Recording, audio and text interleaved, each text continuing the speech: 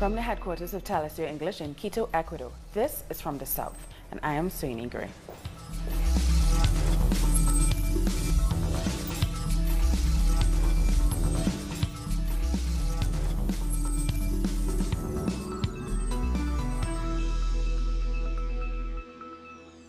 Ecuadorian investigators have found at least a half-ton of illegal narcotics on the bus that crashed near the capital, Quito. 23 people died in last Tuesday's accident. The bus was first hit by a 4x4. It then overturned and crashed into 3 houses.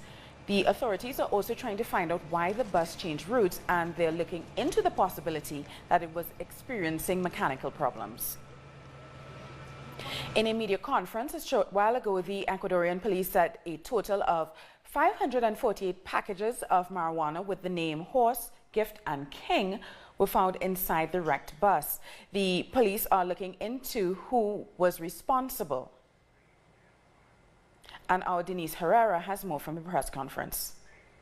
Hello, yes, indeed the bus that crashed this week in Ecuador, killing 23 people, was carrying drugs. The Ecuadorian authorities said that the drug was hiding under a false floors. Also, the Ecuadorian authorities said that the drug was marijuana, but the Colombian authorities said that it was found cocaine. So now, also the relatives of the victim said that they had been invited to this trip for free, and also the authorities said that the passenger, mostly Colombian and as well as Venezuelan and Ecuadorian, had been used to distract as a distraction to mislead the authorities. Also, the Ecuadorian authorities said that they are still continue to investigate this case, and also the Colombian authorities said and reported that the company from Colombia didn't have the proper permits to travel outside the country. So that is all from now. We will keep you posted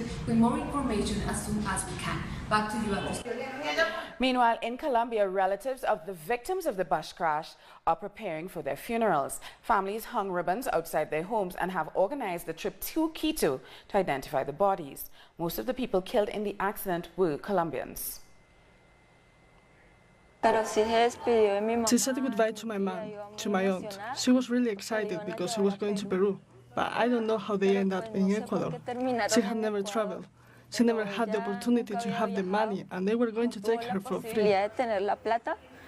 Union workers, indigenous groups and student organizations are rejecting a possible increase in fuel prices proposed by Ecuadorian President Lenin Moreno. Between shouts, members of several organizations of workers, students and traders had gathered outside a public hydrocarbons company to reject the possible elimination of fuel subsidies. They are asking President Lenin Moreno to come up with alternative economic measures. Anyone who has to pay more will look for a way to recover it. That is when the members of social organizations will be vigilant to defend rights that will hit the economy of those who do business across the country. Who is governing? The International Monetary Fund? The World Bank? The bankers? Or the Ecuadorians? Apparently, it's very clear. The International Monetary Fund and the bankers are sitting there because they are governing for the corrupt.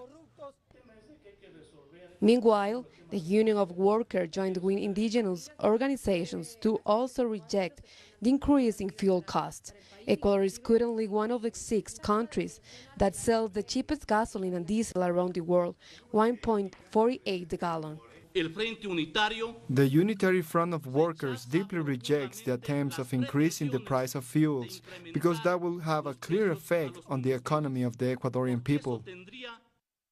Ecuador has expressed in a statement that the price will remain as they are. Social organizations will meet on August 18 for the National Convention of the Union Workers Front with the purpose of discussing the main problems that affect the Ecuadorian people after the passing of a law that cancels the debt of big companies with the state. Denise Herrera, Telesur Quito, Ecuador. Brazil has kicked off its election campaign season. The jailed former president, Luiz Inácio Lula da Silva, is among the 13 candidates formally registered.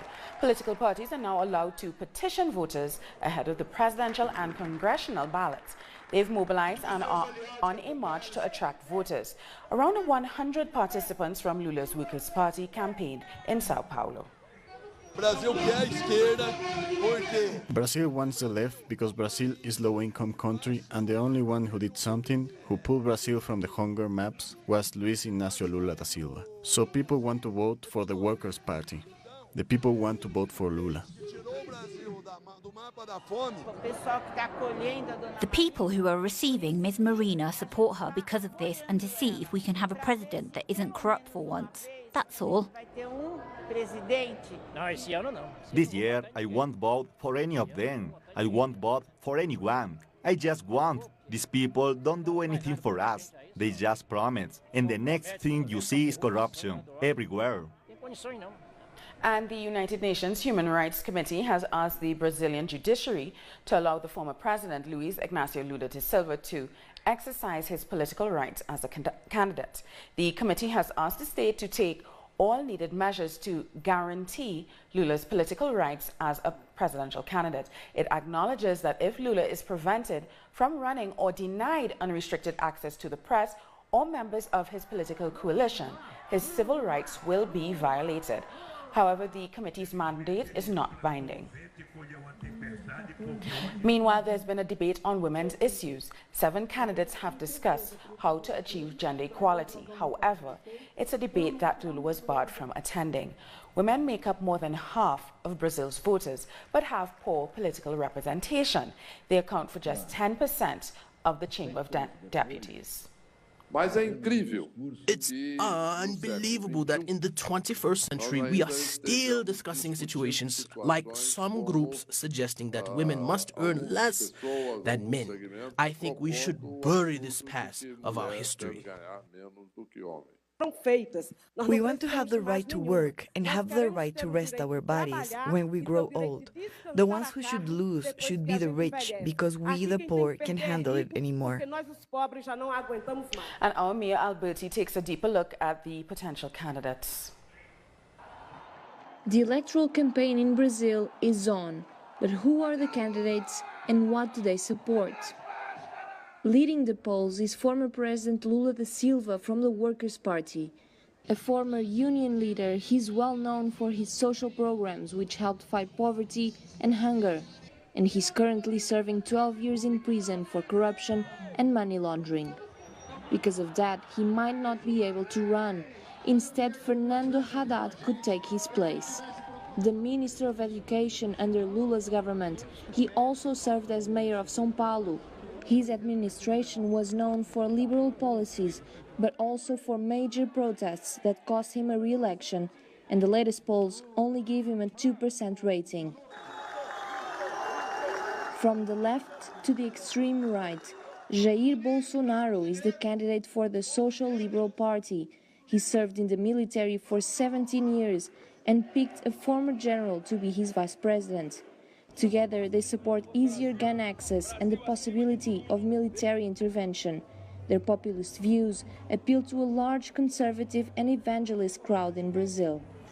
Two opposite sides of the political spectrum, that's where the most popular candidates here in Brazil are standing, and that shows that the Brazilian people are divided. But experts say that's a political divide, not a social one. Na campanha eleitoral parece final de campeonato. The electoral campaign feels like the end of a football championship. Normally in society, there is no problem. Only at the end of the campaign do we see this polarization, and electoral campaigns have always created this. Unfortunately, this ends up being reflected in society. Some groups feed off this racial discourse, so in the long run, this can have serious consequences. Between Lula and Bolsonaro, there are several other more moderate candidates, although not nearly as popular. It is the case of the ecologist Marina Silva or centrists Ciro Gomes and Geraldo Alckmin, who only have 4% of intended votes. Other candidates, such as Guilherme Boulos, have less than 1% of votes. These are some of the most contested elections in Brazil ever, and the division we are seeing right now might continue after the vote. If that happens, that will be another challenge for the next president of Brazil. Mialberti, Telesur, in São Paulo. Time now for a short break, but we'll return after this video from our colleagues in multimedia.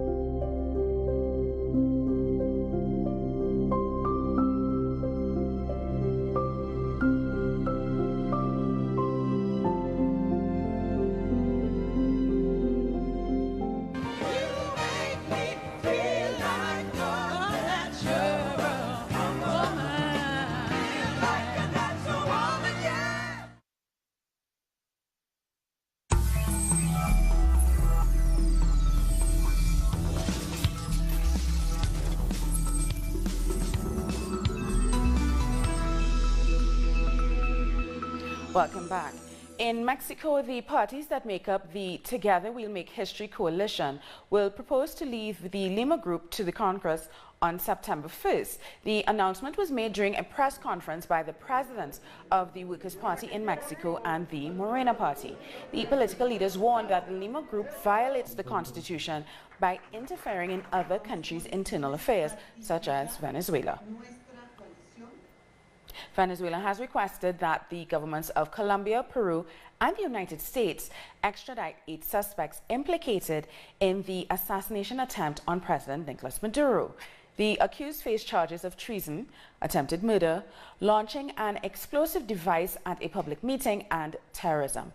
On August 4th, 2 drones packed with C4 exploded while the president was delivering a speech, injuring 7 military personnel. U.S. Defense Secretary James Mattis is scheduled to meet Colombian President Ivan Duque. The two nations aim to strengthen their ties in defense matters, but Venezuela is another main topic on the agenda. Mattis arrived in Colombia as part of the final stretch of his Latin American tour, after having visited Brazil, Argentina, and Chile with the goal of counterbalancing China's increasing influence in the region. In Colombia, the Revolutionary Alternative Force for the Commons has asked to meet with President Ivan Duque. FARC Senator Carlos Antonio Lozada says the party wants to help implement a peace accord with the government.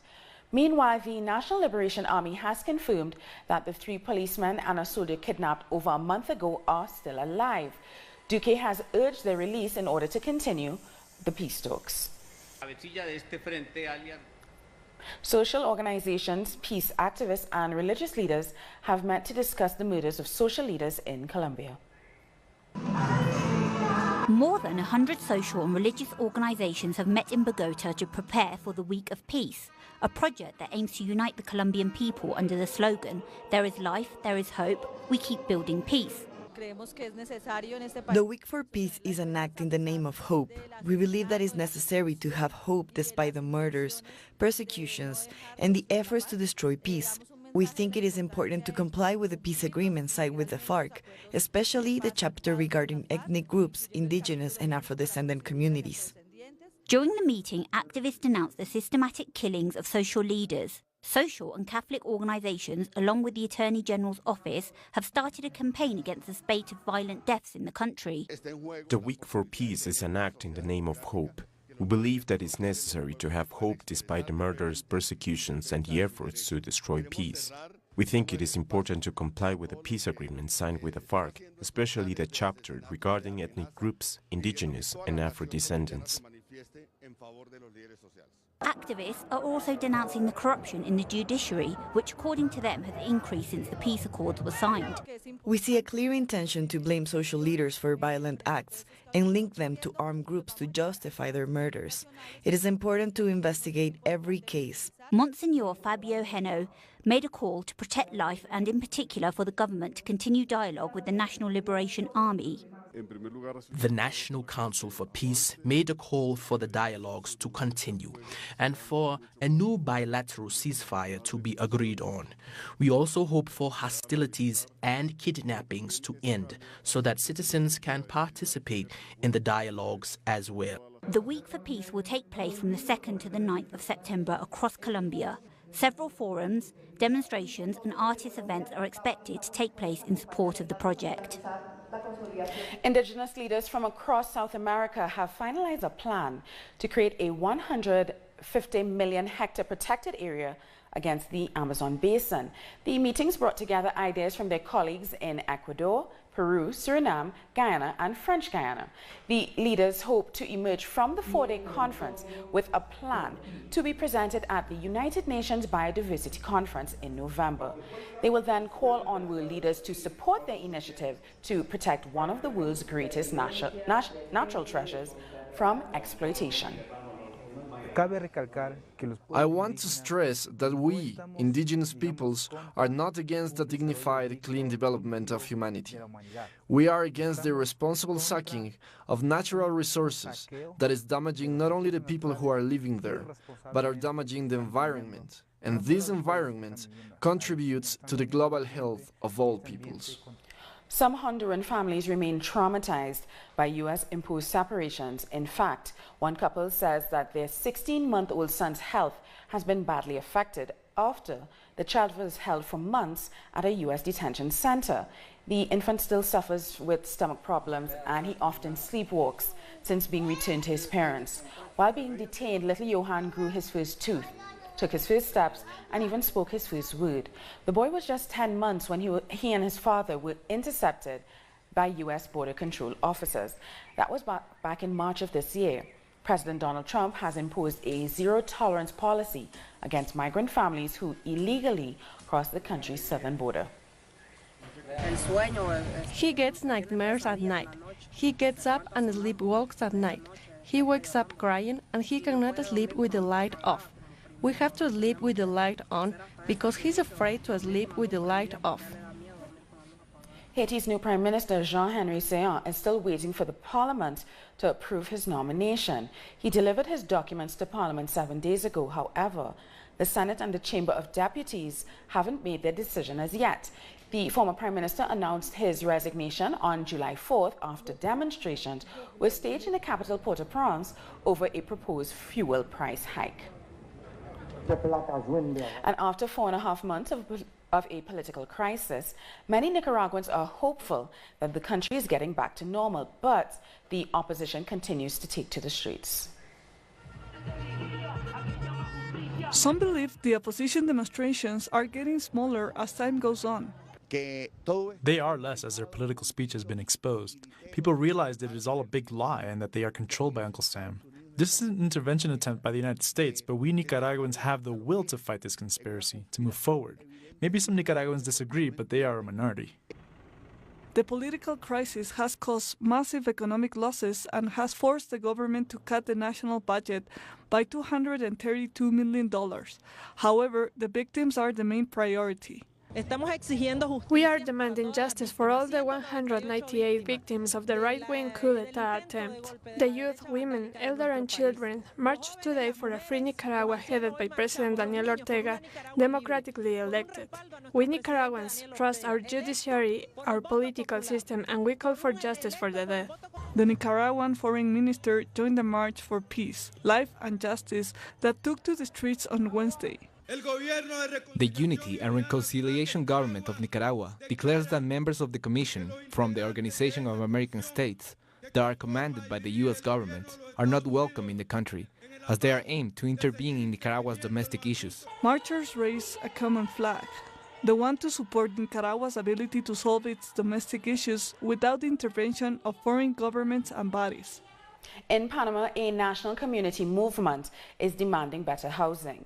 Members of informal settlements from several parts of the country marched against forceful evictions. They called for more dignified housing. 500 squatter settlements were created due to a lack of access to housing in the country. Today we are making a call to the government so that families like Rio Tapia have dignified housing, since these people have needs. They were brutally evicted the last year in Cerro Galera or Vista al Mar and other communities. We are claiming a dignified housing because it is the right of all Panamanians. In this country, the beaches have been stolen, along with the land of the indigenous and campesinos. This is why we are calling on government representatives to think and look for a solution. And in Peru, thousands of patients hope that the regulation of the law that decriminalizes the use of marijuana for medicinal purposes benefits the health and lives of Peruvians and not just the pharmaceutical companies. Margarita has been using cannabis oil to treat her fibromyalgia, tendinitis, and diabetic polyneuropathy that she has suffered with for the last 8 months. Her life changed favorably, leaving behind this pile of medicine that don't make her feel any better. La entrevista me la tendrían que estar haciendo en cama. This interview I would have do it in bed and completely sedated. I would practically not be clear-headed for the amount of medication prescribed by the rheumatologists and the psychiatrists. Que me indica el reumatólogo y el psiquiatra. And although she can live her life normally, her treatment has some legal restrictions. Even though Peru decriminalized the medicinal use of marijuana, the preliminary regulation of that law states that she can only have access to the drugs with a THC concentration that does not exceed 0.5%, but the one she uses has 30%. Yo, Margarita Calero, debería estar presa. Me, Margarita Calero, should in jail for consuming and having in my purse cannabis. If they find this concentration, I could be charged. Con esa concentración, pues ya tengo que estar siendo procesada. According to the patients who use cannabis, this law has other limitations, such as the medical prescriptions are only valid for 3 days and the doctors who can write prescriptions are restricted. But above all, that the drugs derived from marijuana are considered in the list of controlled products. En la 2A ya está demostrado que el acceso sería del menos del 0.4%. In Peru, it's already proven that access would be less than 0.4% and prices would be very high, and we are practically conditioned to import medicine that costs $500, which is now costing us $1,200. Getting these chances in the regulation of the use of medical marijuana would not be enough. Patient organizations say they will continue to fight to create a new law that allows for the self-cultivation and production of medicine through partnerships.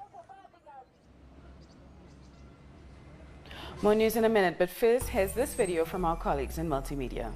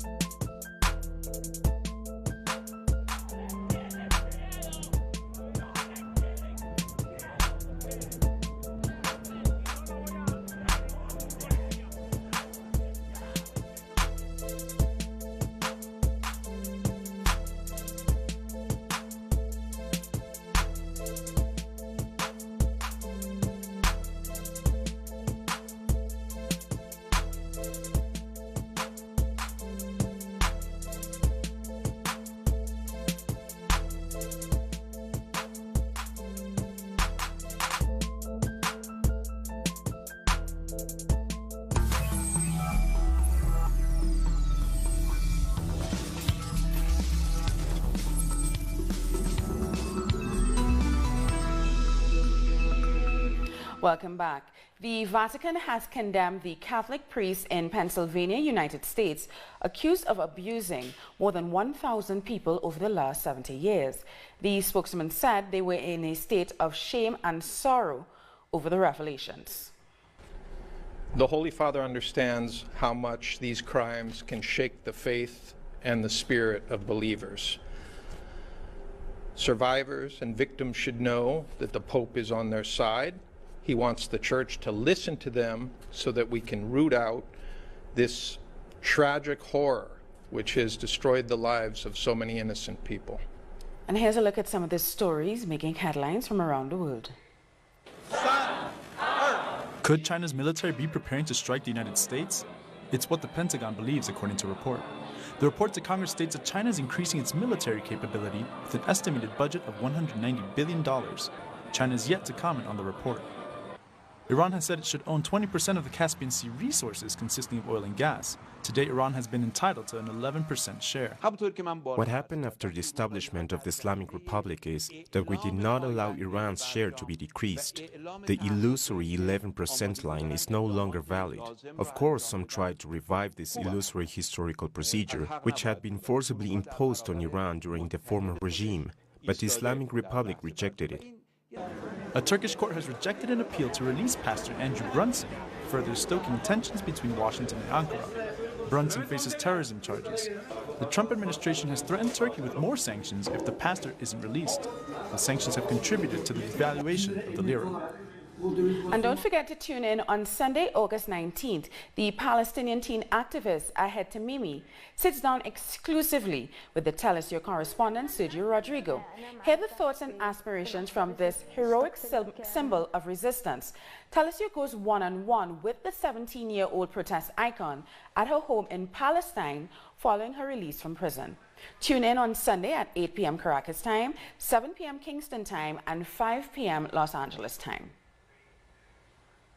Well, we've come to the end of this news brief. For these and many other stories, you can find them on our website at tellusyourtv.net/English.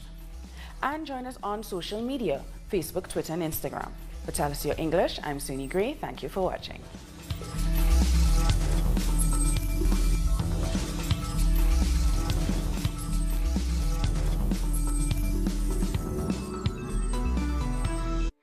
This Sunday,